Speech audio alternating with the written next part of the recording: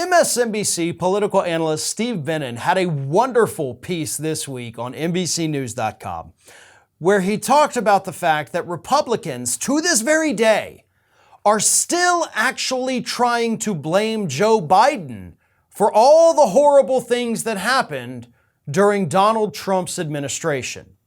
Leading that pack, as Bannon points out, is Marjorie Taylor Greene, who recently said, you did all of that during your communist COVID shutdowns. Don't do it again to the American people, Joe.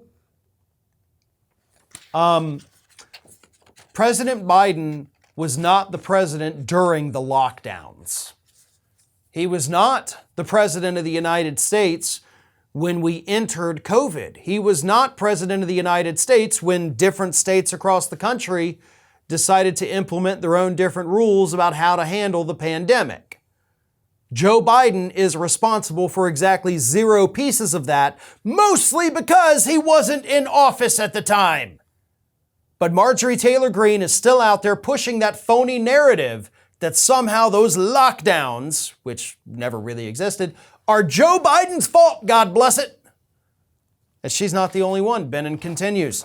Representative Lauren Boebert of Colorado blamed the Democratic president for COVID-related school closures in 2020, which, again, was a year that Biden spent on the campaign trail, not in the Oval Office.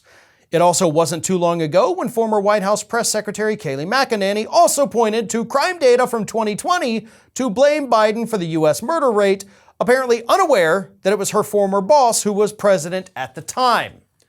So Biden's responsible for the COVID lockdowns before he was president. He's responsible for the murder rate from a year that he was not president.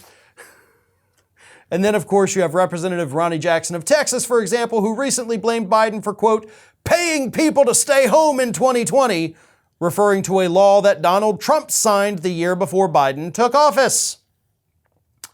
Oh, and Marjorie Taylor Greene, of course, blamed Biden for a woman's 2 sons who died from an overdose in the year 2020, again before Biden was president.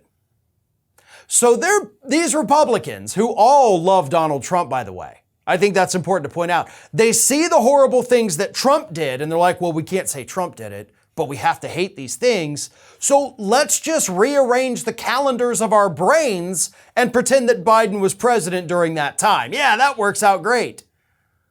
But Bannon goes a step further, because it's not just that Republicans are blaming Biden for all the horrible things that Trump did. This is actually a decades-long Republican strategy to blame Democrats for bad things that Republican presidents did. Let me read this. The conservative penchant for reassigning blame is not new. Recalling a poll found that nearly a third of Louisiana Republicans, blamed Obama for the dreadful federal response to Hurricane Katrina. Of course, in reality, Katrina made landfall in August of 2005, and Obama was inaugurated in January of 2009. They also, according to polls, blamed Obama for the financial crash of 2007-2008, even though he didn't come into office until 2009.